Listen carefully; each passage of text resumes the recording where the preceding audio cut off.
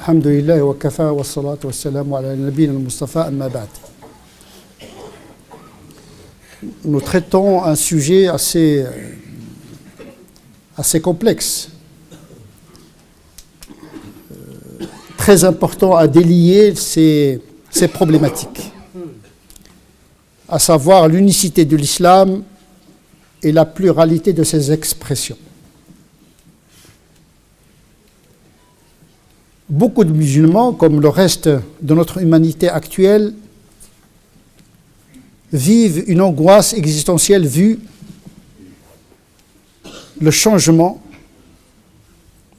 l'instabilité, l'effervescence de notre monde qui s'effectue de manière imprévisible et exponentielle. Cette incertitude de l'existence, cette imprévisibilité de l'existence fait que les communautés, les individus, les systèmes se crispent. Il y a une tentation d'un retour en arrière, vu l'angoisse que crée le futur, un futur incertain. Au XIXe siècle, XXe siècle, le progrès était une valeur. Tout ce qui va venir est mieux qu'aujourd'hui. On était dans une histoire linéaire. Le progrès est une promesse de salut terrestre, de prospérité. Moi, je me souviens quand j'étais jeune, j'appartiens à cette génération pour laquelle le progrès, tout ce qui va venir, la technologie, le progrès démocratique, ça veut dire que l'humanité, il va vers un futur meilleur. Il y a toute une génération aujourd'hui qui vit l'angoisse parce que ce paradigme s'est effondré. Aujourd'hui, on ne parle plus du progrès. Vous n'allez pas trouver un politique aujourd'hui qui va vous parler « je vous promets le progrès ». Il n'y a pas. Dans le discours politique, c'est fini le progrès. Au meilleur des cas, on parle de l'innovation. L'innovation. Le progrès, dès qu'on dit le progrès, c'est plus prometteur pour les gens. Parce que l'avenir devient de plus en plus incertain. Les guerres que nous croyons derrière nous, ils sont devant nous aujourd'hui. Les démocraties sont fragilisées. L'État national qui était auparavant social n'assure plus l'égalité sociale entre les individus. Donc il y a une perturbation de tous les systèmes. Système politique, système économique, système social et système religieux également. Les religieux se sont crispés. Aujourd'hui, il y a une tentation archéologique et généalogique qui veut que la vérité est derrière nous. Donc il faut s'attacher à quelque chose qui ne change pas. C'est-à-dire que le changement, ça nous inquiète. Donc il faut s'accrocher à quelque chose qui ne change pas. Donc nous sommes dans un moment de peur, d'angoisse, qui fait que l'humanité, y compris les musulmans, veulent s'attacher à du solide. Sahih. Il faut s'attacher à quelque chose de... Et il n'y a pour les musulmans que l'islam. Donc, il va en islam, din, quelque chose de sûr. Il n'y a pas de doute, il n'y a pas de... Dieu est un, donc sa religion est une. On peut pas, dès qu'on entre dans les nuances, on renforce l'angoisse. Ou bien c'est halal ou bien c'est haram. C'est vrai ou c'est faux. Donc voilà, c'est la radicalité dans les postures. Tout discours qui vise la nuance, que ce soit dans le monde politique et économique, y compris dans le religieux, crée de l'angoisse chez les gens. Il fait de la politique. Est-ce que c'est vrai? Dès qu'on entre dans la nuance, il dit ah, celui-là, son produit n'est pas sûr, son islam n'est pas. Donc il faut que ça soit rigide, simpliste, immuable, intransigeant. Mais en réalité, c'est une illusion. Il faut affronter les choses avec courage. D'où notre sujet dans cette série de sermons sur le muable, le variable et l'invariable en islam.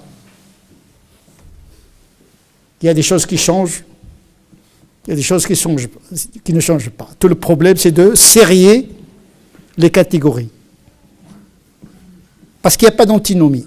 Il n'y a pas de confrontation entre ce qui est immuable en islam et ce qui est variable en islam. Au contraire. C'est la force de tout système, c'est sa capacité d'être enraciné quelque part et être capable de s'adapter. C'est ça la problématique que nous voudrions aborder ici. Et nous avons commencé par les typologies des islams. Est-ce qu'il y a un seul islam ou plusieurs? Nous avons parlé de l'islam cosmique. L'islam, ça veut dire la loi de la soumission du monde à la volonté de Dieu.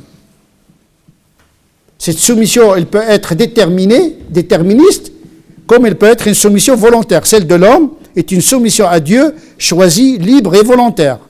Mais les autres composantes de la création, elles sont soumises à une loi inflexible, c'est la loi cosmique de Dieu. Aucun élément ne peut sortir de son orbite. Chaque astre, il ne peut pas sortir de son orbite. Il demanda aux cieux et à la terre d'obéir volontairement ou par force. Il a dit non, on choisit de se soumettre à toi. Ta'in, en vérité, ce n'est pas ta'in, ils n'avaient pas le choix. Donc, il y a l'islam cosmique qui gère de manière inflexible le monde. Rien ne peut sortir de la loi de Dieu. Si on considère que l'islam, c'est la loi de Dieu, la loi. Din peut signifier la loi. Din, en arabe, il peut signifier le jugement.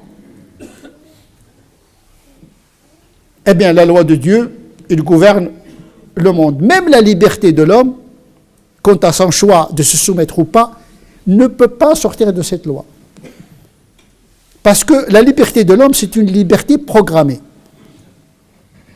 Et donc, en définitive, tout le monde est soumis à Dieu, musulman ou pas. Mais c'est une loi métaphysique, théologique. Donc il y a un islam cosmique, déterministe.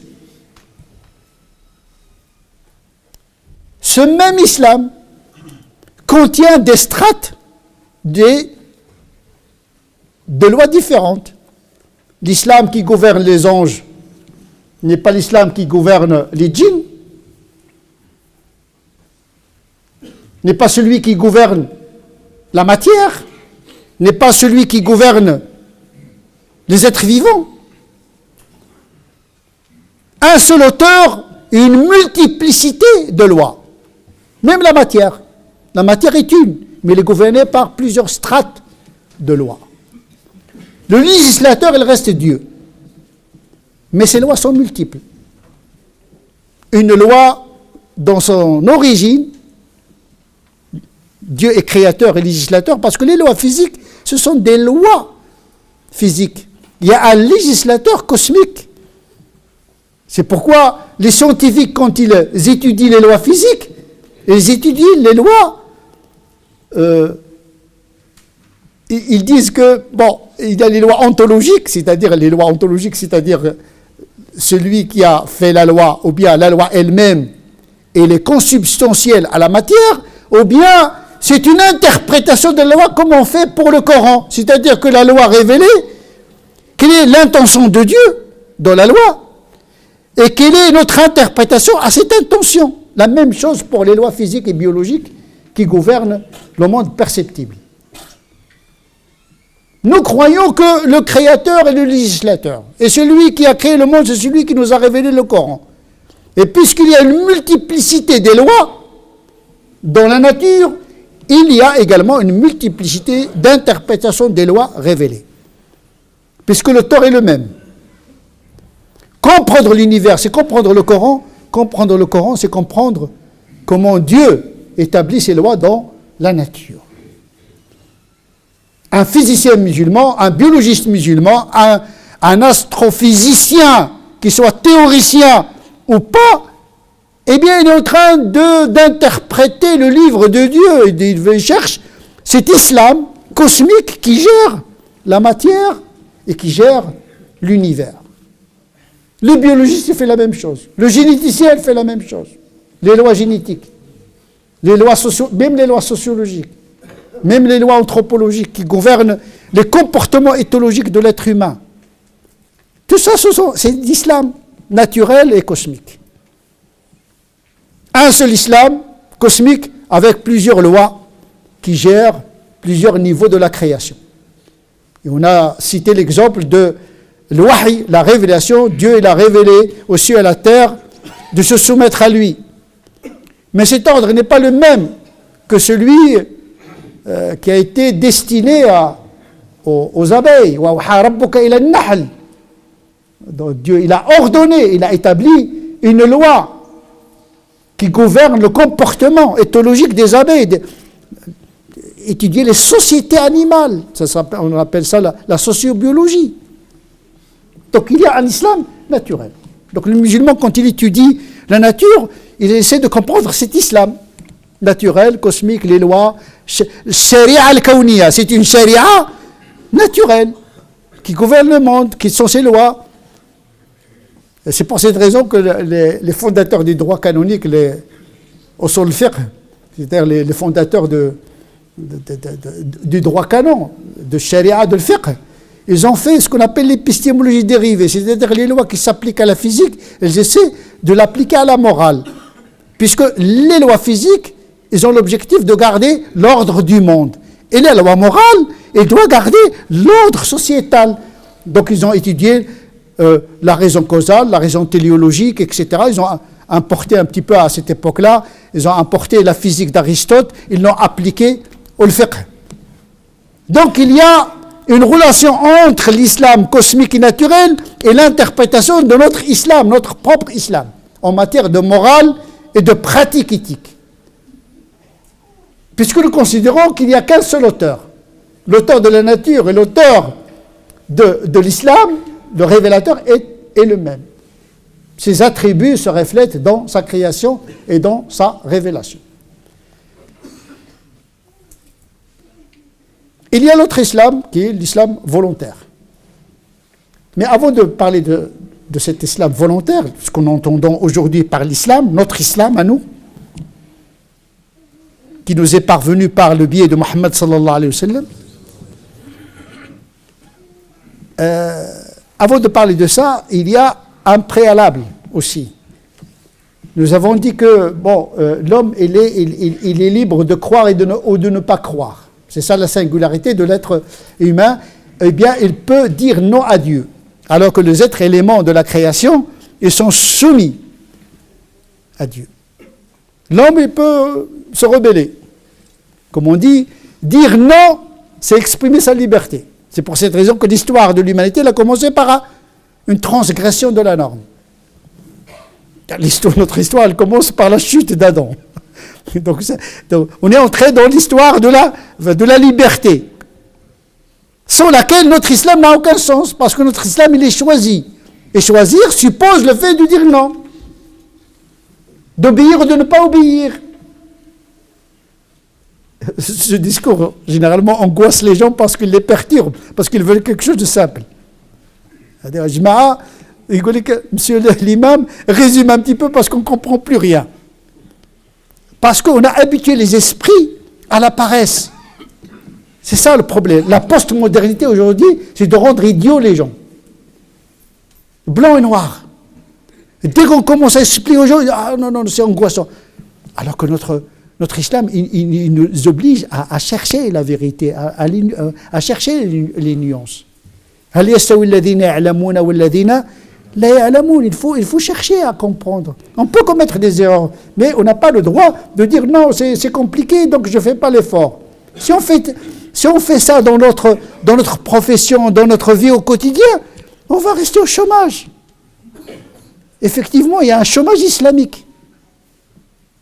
De la paresse, on ne veut pas comprendre notre religion. L'islam est un, simple, il est clair, il n'y a qu'un seul islam. Je connais mon islam. À partir de là, si vous connaissez l'islam, vous ne pouvez pas progresser dans le savoir. Alors que le prophète lui-même demande à Dieu qu'il lui donne le savoir. Wa qur rabbi zidni. Il reçoit la révélation et pourtant il n'a pas dit ajoute-moi la révélation. Parce que tu peux avoir la révélation mais tu ne comprends rien. Ah oui, la révélation, oui, le prophète il reçoit la révélation mais il faut qu'il la comprenne. Et il doit la chercher aussi parce que parfois il commet des erreurs et le Coran le rectifie. Il ne va pas attendre toujours la révélation pour lui donner des réponses. Il doit prendre l'initiative. Et le musulman, il doit également prendre l'initiative. Et donc, le croyant, il peut dire oui ou non à Dieu. Mais le musulman également, il peut dire oui ou non à Dieu. Parce qu'il désobéit.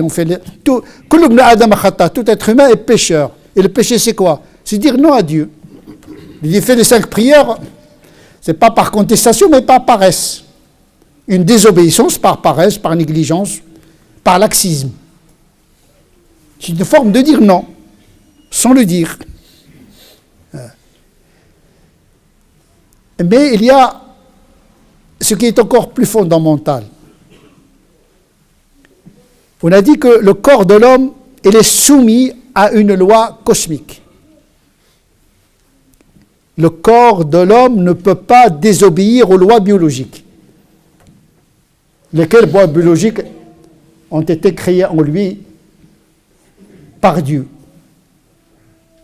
par le biais de lois biologiques. Il ne faut pas chercher Dieu dans le corps. On cherche Dieu à travers ses lois. L'ayat. On ne cherche pas Dieu en tant que tel, mais on cherche la signature et le signe de Dieu dans les lois. Les lois biologiques, physiques, psychologiques également. Parce qu'il y a des lois psychologiques également. Voire psychanalytiques. Explorer les profondeurs de la conscience humaine. Il y a des disciplines pour cela.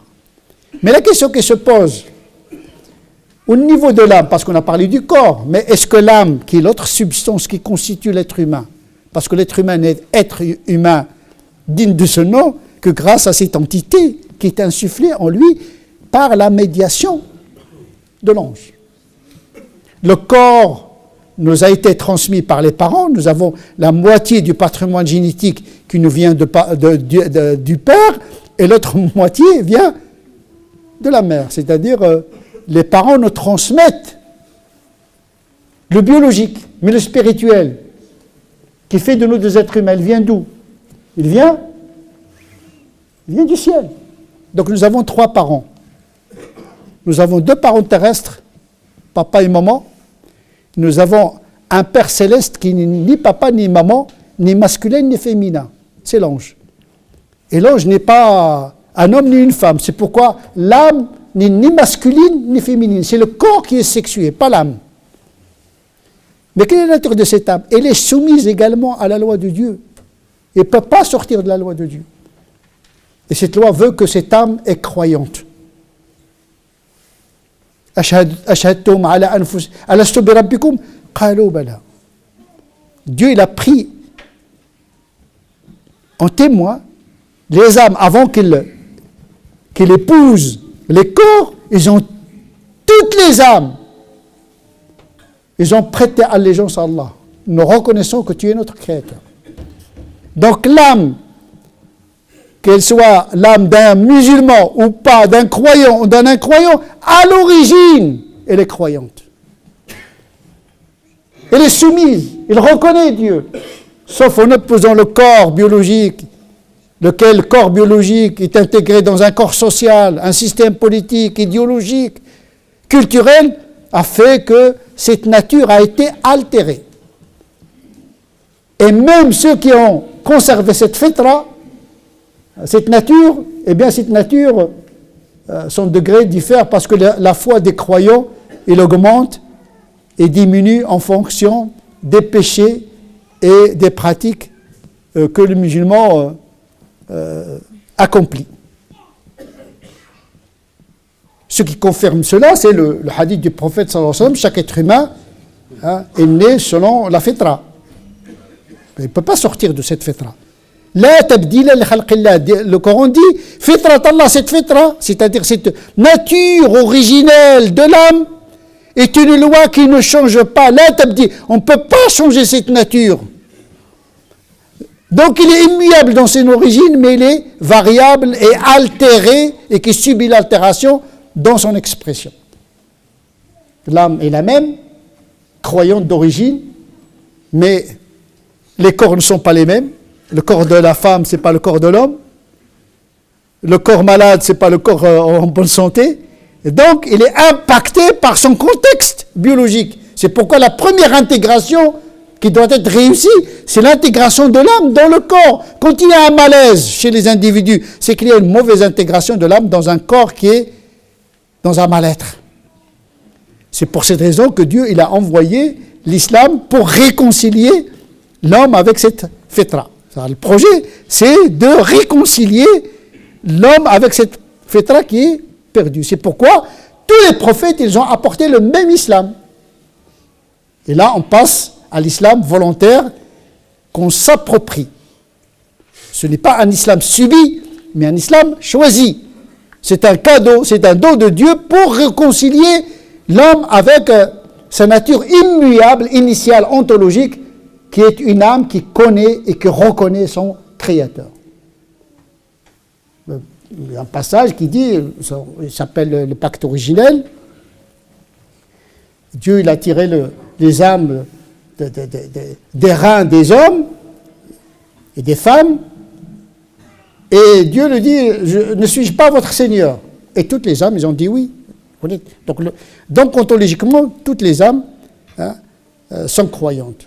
Il n'y a pas un enfant qui naisse sans qu'il soit conforme à cette fitra, c'est-à-dire cette prime nature croyante. Il y a l'autre hadith saint dans lequel Dieu dit « J'ai créé mes serviteurs selon la pure religion, hunafa ». Donc quand vous voyez un homme musulman, il faut regarder son origine. Il est immuable, il est croyante. Et que l'incroyance, c'est un accident. Un accident dans le sens théologique du terme, c'est-à-dire quelque chose qui surgit, qui n'est pas ontologique, ce n'est pas fondamental, c'est quelque chose qui vient après l'accident. Ce n'est pas l'accident de route, c'est l'accident, c'est des choses qui surgissent. Ontologiquement, l'homme est croyant, mais accidentellement, il peut être un incroyant ou bien un désobéissant. Mais Dieu, il l'a créé bon.